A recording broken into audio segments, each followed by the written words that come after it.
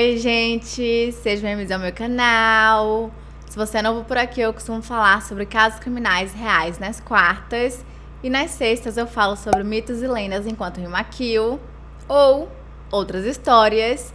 Então, se você gosta desse tipo de conteúdo, não se esqueça de se inscrever e deixar seu like, que é muito importante para a divulgação do canal. E se você tem alguma sugestão de casos criminais, mitos, lendas ou basicamente qualquer tipo de história, é só comentar aqui embaixo que eu anoto tudo e tento trazer o mais rápido possível. E se você caiu nesse vídeo de paraquedas, estamos na nossa semana especial de Halloween, o Halloween, que é a melhor semana do ano, onde eu conto basicamente várias histórias que aconteceram no Halloween ou algumas histórias um pouco mais esquisitas. Então, chega de blá blá e vamos ficar casos de hoje.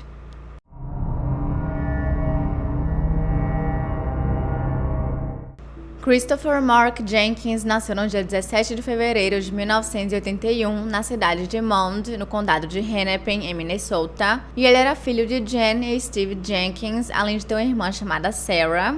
Ele estudava na Universidade de Minnesota e era estudante de honra, super dedicado, que estava cursando gestão de negócios e também era o goleiro e co-capitão do time de lacrosse da faculdade. A esse ponto, aos 21 anos de idade, ele já tinha saído da casa dos pais e estava morando com alguns amigos em um apartamento em Minneapolis.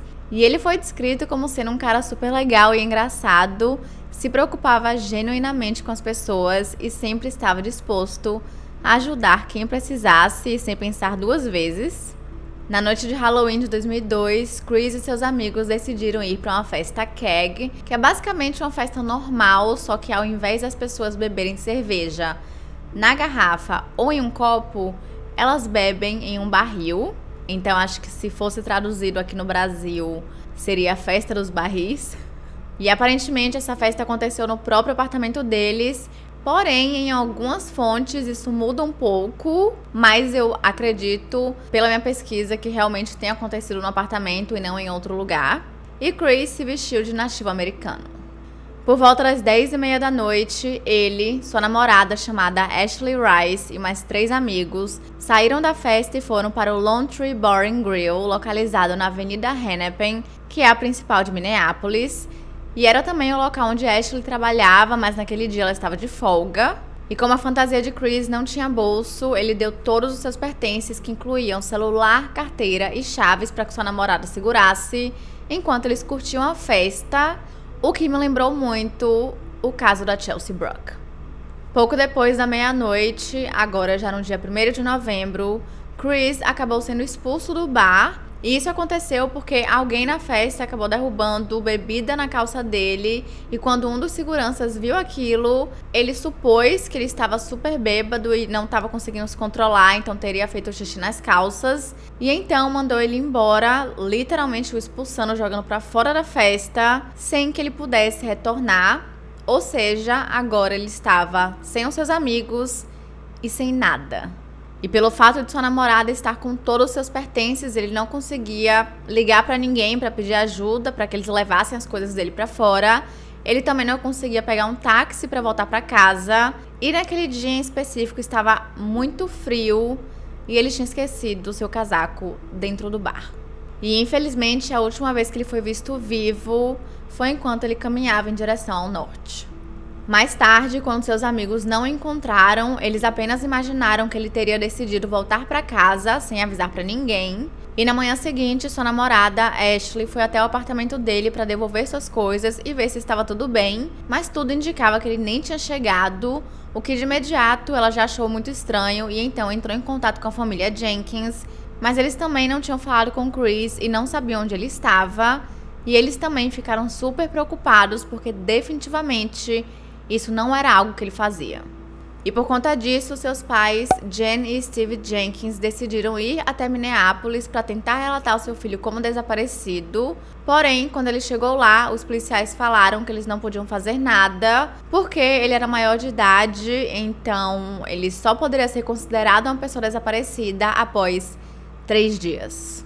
E um dos policiais chegou a praticamente afirmar que ele simplesmente teria decidido fazer uma viagem de carro, mesmo que ele estivesse sem carro, sem carteira, sem celular e sem dinheiro, o que não faz o menor sentido. E mesmo após esses 3 dias, os policiais ainda demoraram mais alguns dias para começar a investigar o caso, e era extremamente nítido que eles estavam completamente desinteressados.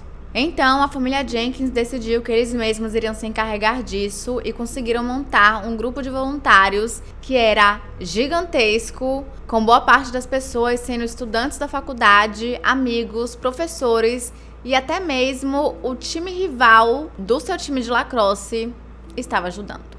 Com o passar dos dias, sem encontrar nada e com o interesse da polícia abaixando cada vez mais, chegando a praticamente abaixo de 0, eles contrataram um detetive particular chamado Chuck Lush, e enquanto os voluntários continuavam a busca pela cidade, principalmente pelos locais que ele costumava ir, o detetive começou conversando com os funcionários do Lone Tree Bar, e o supervisor de segurança negou as alegações de que Chris teria sido expulso, e os outros funcionários ficaram na defensiva. Porém, Chuck descobriu que um homem chamado Mike Casey, que por sinal era um policial que na noite de Halloween estava fora de serviço, estava no mesmo bar porque ele estava meio que ajudando na segurança daquela área. Mas acontece que ele conhecia a Ashley, a namorada de Chris, e até mesmo tinha emprestado uma blusa, considerando que ela tinha ido fantasiada de uma policial sexy. E quando ela e Chris chegaram no bar, ela apresentou os 2 homens, super normal, mas, de acordo com várias testemunhas, ele estava flertando com ela a noite inteira, e quando a festa acabou, foi ele quem deu carona. E com isso, muitas pessoas começaram a achar que ele tenha sido responsável pela expulsão de Chris, meio que como uma forma de o caminho ficar livre para que ele tentasse ter uma chance com a namorada dele. E essas foram as únicas informações que o detetive conseguiu dos funcionários que trabalharam naquele dia, e isso porque o dono do bar tinha mandado que todo mundo seguisse a versão de que Chris Jenkins havia saído sozinho por vontade própria. Mas além disso, eles estavam legalmente proibidos de falarem qualquer coisa, e Mike Casey nunca foi interrogado. Mas piora, porque a desculpa que eles deram para não fazerem isso era porque Mike era casado e tinha filhos e eles não queriam destruir uma família.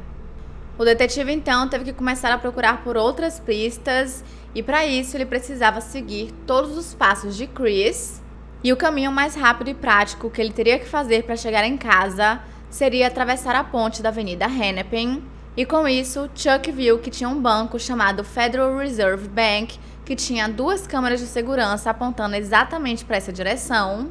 Porém, quando eles analisaram as imagens, não tinha sinal nenhum de Chris, e o próprio operador das câmeras disse que seria impossível alguém passar por ali e não aparecer nas imagens. Logo, ele nem começou o caminho que deveria fazer para chegar em casa. Parecia que quanto mais o tempo passava, mais eles entravam em um beco sem saída, e a família Jenkins sabia que eles precisavam encontrar alguma coisa o mais rápido possível. E para isso, eles contrataram 2 cães policiais que conseguiram rastrear o cheiro de Chris do Lone Tree Bar até uma pizzaria que ficava bem em frente, chamada Times Square Pizza and Subs. E de lá, eles seguiram para um estacionamento subterrâneo e eles pararam entre as vagas 89 e 90. Acontece que na noite do desaparecimento, um dos seguranças do bar tinha estacionado seu carro em uma dessas 2 vagas que também tinham cheiro de Chris, e foram encontradas gotículas de sangue, um fragmento de pena vermelha e um cordão vermelho que poderia pertencer à bandana que Jenkins estava usando naquela noite. Mas tudo isso foi desconsiderado pela polícia de Minneapolis, sabe-se lá por quê. Ainda mais porque Chris tinha ido de carona com um amigo que tinha estacionado em outro estacionamento, então não tinha motivo nenhum para que o seu cheiro estivesse ali.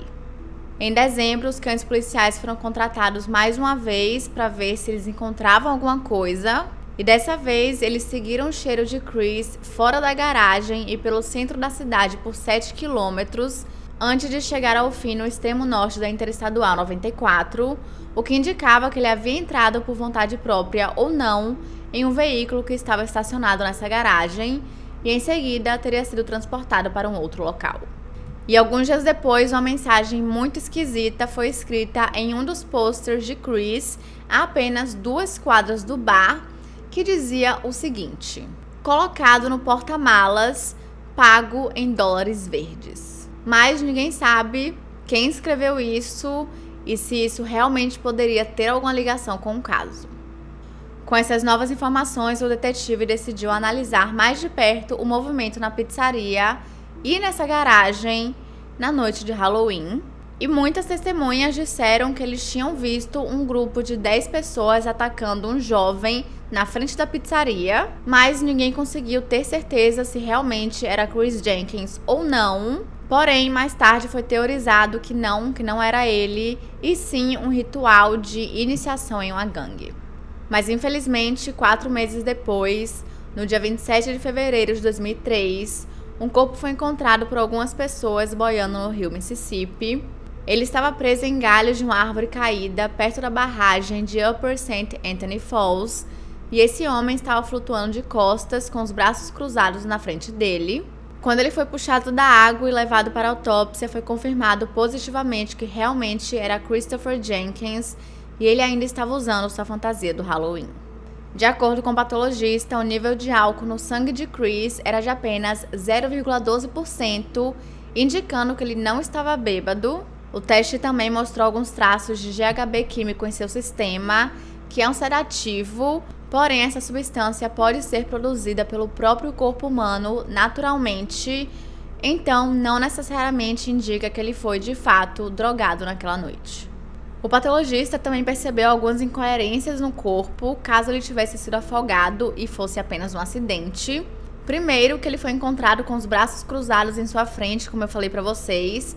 Só que isso é estranho, porque quando é um caso de vítima de afogamento, isso nunca acontece, porque o normal é que nesse tipo de caso, a pessoa seja encontrada com os braços abertos ao lado do corpo, e além disso, as roupas sempre estão bagunçadas, algumas peças se perdem, algo do tipo. Mas Chris estava perfeitamente arrumado, sua camisa ainda estava enfiada dentro da calça e seu sapato ainda estava em seu pé, fazendo com que o patologista acreditasse que quando ele foi colocado na água, ele já estava morto e o processo de rigor mortis começou. Então, como não tinham evidências que comprovassem que ele havia sido assassinado ou que ele teria tirado a própria vida, a sua causa de morte foi dada como indeterminada.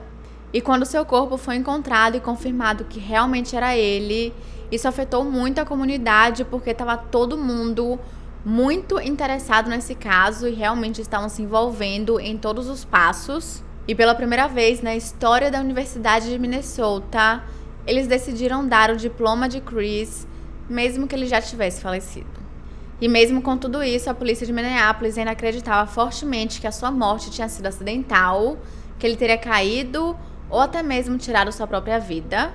Mas sua família e seus amigos discordavam disso 100%, porque Chris nunca teve nenhum sinal de depressão ou algo do tipo. Na verdade, ele estava super animado pelo seu futuro e já tinha até várias entrevistas agendadas para quando se formasse. E além disso, ele não tinha nenhum hematoma ou ossos quebrados, o que particularmente a família achou muito esquisito, porque Chris jogava lacrosse. E se você não sabe o que lacrosse é um jogo bem animado e um pouco violento. E por conta disso, ele sempre estava com hematomas. A sua própria família tinha visto ele com hematomas poucos dias antes da festa, tipo 2 dias antes. E para a família, o fato dele não ter nenhum sinal de nada indicava que ele tinha ficado vivo por alguns dias antes de ser morto. E também pela falta de machucados, era muito improvável que ele tivesse caído, já que a ponte é bem alta. Mas a polícia não estava interessada nisso, eles realmente só estavam interessados em solucionar o caso, ou melhor, fechar o caso. E mais uma vez, a família Jenkins foi forçada a conduzir sua própria investigação. E um hidrólogo da Universidade de Minnesota, que era especialista no rio Mississippi, ele já estava estudando há algum tempo, ele não acreditava de jeito nenhum que o corpo de Chris poderia estar no rio durante 4 meses e ninguém ter percebido nada. Ele também pesquisou as temperaturas do rio e o rio só tinha congelado em janeiro. E não só isso, aquela região principalmente tinha sido vasculhada várias vezes por semanas por cães farejadores vários voluntários, detetives particulares e alguns membros da polícia, então era impossível que eles não tivessem encontrado o corpo. Em 2004, Jen e Steve Jenkins, os pais de Chris, tiveram uma reunião com o recém-nomeado chefe de polícia de Minneapolis e ele afirmou 100% de que uma nova investigação seria feita sobre o caso, mas apenas um mês depois ele enviou uma carta dizendo que na verdade o caso agora estava oficialmente encerrado. Eu esqueci de avisar que esse caso iria dar raiva em vocês. Pois é. Em 2006 foi feita uma revisão das fotografias da autópsia e perceberam que Chris estava segurando uma mecha de cabelo em sua mão esquerda que nunca tinha sido testada, mas ela foi enviada para análise e pertencia ao próprio Chris, mas não se tem uma explicação do porquê ele estaria com um pedaço de seu cabelo em sua mão, ou até mesmo do porquê isso não foi testado antes, vai que realmente levasse a algum lugar. No mesmo ano, um novo chefe de polícia foi designado para o departamento de Minneapolis e os Jenkins decidiram que eles queriam dar uma segunda chance e ver se dessa vez eles se interessavam, e funcionou porque o caso foi reaberto. Foi então que a morte de Chris foi reclassificada como afogamento acidental para homicídio em uma conferência de imprensa em novembro, e nessa conferência esse novo chefe também pediu desculpas públicas para toda a família e amigos, porque ele disse que realmente a polícia tinha falhado e muito nesse caso. Pouco tempo depois, um policial disse que tinha um homem que era um suspeito / testemunha que estava em custódia em um outro estado, mas por algo que não era relacionado ao caso de Chris. Porém, esse homem tinha dito que ele presenciou a morte de Chris Jenkins. Ele disse que ele viu uma pessoa que ele conhecia jogando Chris da ponte na Avenida Hennepin, mas isso foi desconsiderado porque era praticamente impossível que Chris tivesse caído dali, porque tinha uma barra de metal, vários fios, um monte de coisa no meio do caminho. Então, se ele se jogasse ou fosse jogado, com certeza ele teria vários ferimentos, o que já vimos que era algo que ele não tinha. E além disso, se ele estivesse realmente naquele lugar, ele teria sido capturado pela câmera no banco que eu falei mais cedo para vocês, que era o Federal Reserve Bank, que também já vimos que ele não tinha aparecido em momento nenhum. Em julho de 2007, o gabinete do promotor do condado de Hennepin disse que a polícia de Minneapolis tinha entrado em contato com eles sobre um processo contra um suspeito, mas eles recusaram. Porém, não se sabe o que realmente aconteceu, quem era o suspeito ou até mesmo o porquê do pedido ter sido negado. E a esse ponto, a família e os amigos e todo mundo já estavam extremamente frustrados, porque o caso simplesmente não andava pra frente nunca, nenhuma evidência aparecia, nenhuma pista, nenhum suspeito, nada. Nem mesmo com essa nova reabertura do caso, eles não conseguiam achar nenhuma informação, e praticamente todas as informações e evidências que se tinham sobre esse caso até agora tinham sido coletadas pela própria família e pelos detetives particulares que eles contrataram com o próprio dinheiro. Em 2018, o caso foi discutido em uma série chamada Breaking Homicide, que, por sinal, foi uma das fontes para esse roteiro, então eu vou deixar aqui na descrição para vocês, para quem quiser assistir. Porém, está em inglês e eu não sei se a fonte é muito confiável. Eu me arrisquei. E nesse episódio, eles deram novas informações sobre o caso que até então ninguém nunca tinha falado, então vamos falar sobre elas. Para começar, na noite de Halloween de 2002, o dia em que Chris desapareceu, 2 homens discutiram no Lone Tree Bar, e isso porque um desses homens queria bater na namorada do outro homem, e parece que Chris tentou entrar no meio para afastar os homens e acalmá-los, tentar entender os dois lados, mas não se sabe se realmente deu certo ou não, ou até mesmo se um desses homens ficou com raiva dele ter feito isso, se intrometido, e decidiu se vingar ao ver que ele estava saindo sozinho. E talvez esse fosse o real motivo pelo qual ele teria sido expulso do bar, apesar de nenhum dos seguranças mencionar nada sobre essa briga. Outra informação descoberta foi durante uma entrevista com um homem anônimo. Ele não quis se identificar, mas ele disse que ele costumava frequentar com bastante frequência o Lone Tree Bar, e 2 meses antes do desaparecimento de Chris, em um certo dia, Ele foi lá, como ele sempre fazia, e pediu um drink.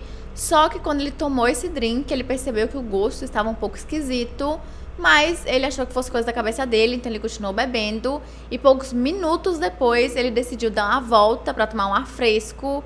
E do nada, de repente, ele começou a ficar tonto e perdeu seus sentidos. E antes mesmo que ele pudesse pensar em qualquer coisa, o que estava acontecendo, ou porquê ele estava se sentindo daquele jeito, 2 seguranças do bar o pegaram e tentaram colocá-lo dentro de um carro. Só que ele conseguiu, não sei como, conseguiu ser mais rápido. Então ele pegou seu celular que estava no bolso, ligou pro amigo, pediu socorro. E o amigo conseguiu salvá-lo. E até hoje ele acha que ele foi sedado pela substância GHB, que foi exatamente a mesma substância que foi encontrada no sangue de Chris, e que provavelmente aquilo tudo realmente tinha sido uma tentativa de sequestro.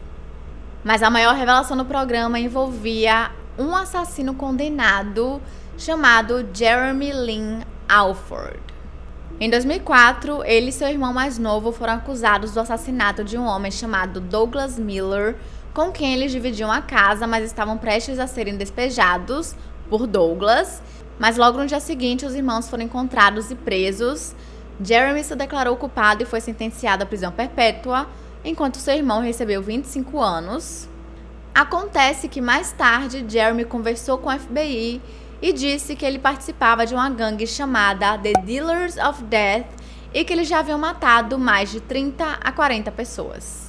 E o informante disse à polícia que ele vivia se gabando de ter assassinado Chris Jenkins, e ele realmente dava algumas informações que não eram de conhecimento público, mas um dos membros dessa gangue, que se chamava Smiley, com Z, ele disse que não era Chris e que na verdade esse cara, que eles haviam matado, se chamava Andrew. Mais tarde, um ex-funcionário do Lone Tree Bar disse que Jeremy, junto com a sua gangue, seu time, eles frequentavam sempre aquele bar, eles eram clientes fixos, então era bem provável que realmente eles estivessem no bar no dia em que Chris Jenkins desapareceu. Mas quando os detetives entraram em contato com ele em relação ao caso, ele apenas disse o seguinte: eu realmente não quero falar sobre nenhum crime pelo qual não fui acusado ou condenado.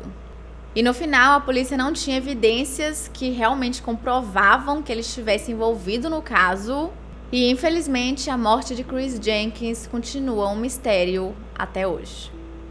Mais tarde, os seguranças do Lone Tree Bar foram acusados de negligência pelo fato de que eles expulsaram Chris e não deixaram que ele voltasse apenas para pegar suas coisas. Então, eles o largaram lá sem meio de comunicação, sem dinheiro e com frio. E hoje em dia, esse bar não está mais aberto, ele foi definitivamente fechado. Mas ainda temos mais uma coisinha que precisamos discutir. Tem uma teoria muito famosa chamada The Smiley Face Killer. Essa teoria foi inicialmente criada por 2 detetives aposentados da polícia de Nova York, chamados Kevin Gannon e Anthony Duarte. Eles começaram a notar alguns padrões estranhos nas mortes de vários jovens que foram encontrados em corpos d'água, tanto por Nova York quanto no meio oeste dos Estados Unidos. Entre 1990 e 2000, eles investigaram pelo menos 45 dessas mortes e todos envolviam homens que estavam na faculdade, que desapareceram ao saírem de bares ou festas e que estavam embriagados, mas que de repente, sem motivo nenhum, seus corpos foram encontrados. E mesmo com muitos desses casos tendo sido identificados como afogamento acidental, os detetives acreditavam que eles tinham sido vítimas de um serial killer ou até mesmo de um grupo de assassinos. Mas os casos não estavam apenas sendo conectados por conta dessas semelhanças. Em todos eles, ou a grande maioria, quando o corpo finalmente aparecia em algum lugar, tinha uma pichação de um rosto sorridente muito perto ou na área. E foi assim que a teoria do Smiley Face Killer foi criada. E como Chris tinha várias dessas semelhanças, ele era um jovem estudante, ele tinha saído de uma festa, aparentemente embriagado, e a sua causa de morte tinha sido inicialmente declarada como afogamento acidental. Logo, muitas pessoas acham que ele pode ser uma vítima do Smiley Face Killer. Na época do caso, ele era apenas um de 4 estudantes que haviam desaparecido em Minnesota ou no Wisconsin entre um período de apenas 11 dias e todos tinham saído de bares ou festas. Um desses estudantes, na verdade, era uma mulher, mas pouco tempo depois o seu assassino foi preso e condenado pelo crime. Mas os outros dois eram homens. Um deles foi encontrado exatamente nas mesmas condições, mas até hoje o outro continua desaparecido. Mas nunca foi realmente confirmado se essa pichação do rosto sorridente foi encontrada próxima ao corpo de Chris. Mas Jane Jenkins, sua mãe, chegou a perguntar na época para a polícia se isso havia sido encontrado no local, mas ela nunca teve realmente uma resposta. E com isso, ela disse que pela reação que eles tiveram quando ela fez a pergunta, ela tinha quase certeza de que a resposta era sim. E hoje em dia, essa teoria dos Smiley Face Killers ou Smiley Face Killer estão em toda a internet. E se vocês quiserem, eu posso até fazer um vídeo separado explicando sobre todos os casos, porque realmente tem muita história. Então eu não conseguiria colocar tudo nesse vídeo. Mas comentem aqui embaixo se vocês querem ou se não precisa, que já deu para entender a ideia. Mas mesmo com a FBI e a polícia dizendo que não tem nada a ver, que os casos são completamente diferentes e separados e não tem nenhuma conexão entre eles, e que simplesmente eram acidentes muito trágicos provocados pelo excesso de álcool, e que o fato de ter esse rosto sorridente pichado nos locais era apenas uma coincidência e que não tinha nenhum serial killer ativo atacando jovens, muito menos um grupo / gangue de serial killers. E é isso, gente. Esse foi o vídeo de hoje. Não se esqueçam de se inscrever e deixar seu like, que é muito importante para a divulgação do canal. E se você tem alguma sugestão de casos criminais, mitos, lendas ou basicamente qualquer tipo de história, é só comentar aqui embaixo que eu anoto tudo e tento trazer o mais rápido possível. E eu quero saber de vocês o que vocês acham que aconteceu com Chris.